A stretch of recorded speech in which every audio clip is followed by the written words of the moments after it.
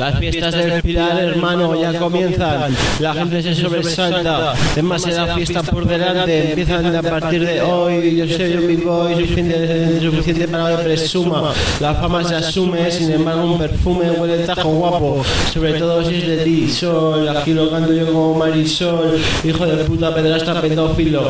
Ven alguien, te tengo al filo de la navaja. Coges terrajas, naranjelas para casa.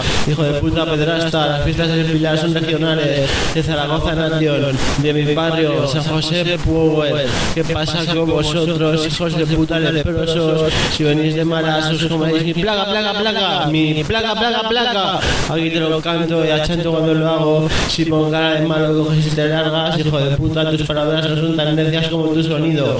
Mira cómo lo hago en un alarido. Soy el puto amo y el más creído. En Zaragoza se represento, tengo talento e ingenio, por eso os destaco. Mira que soy como Espartaco. Soy el puto amo, desbordo color, doy morbo al micrófono, doy todo, en plan hardcore. Yo no fui al cole, hacía pirola, pero como 30 chavalas exnovias, el instituto fue una pasada. Yo voy al Goya a pasear mi cara y luego me pregunto por qué coño sois tan raras. ¿A ti te parece bien ponerme caprón? Y cuando puse lo pillé dentro del coche, no dijiste que no, pídate, que te pides bocazas.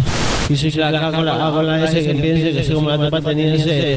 En fin, Zaragoza Nation, tenemos a muchos cantantes buenos en la plaza del Pilar. Hay que cantar, hay que deslumbrar Zaragoza entera. Me cago en tu mierda por diosera. Venaste en sí, de frenesí, tú dices en sí.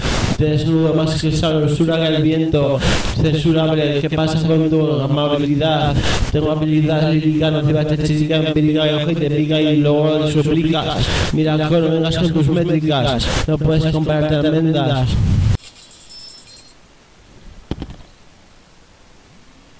Y así se queda. Pra, pra, pra. No me vayas a me acabo de recibir tu placa, placa, placa, placa, placa.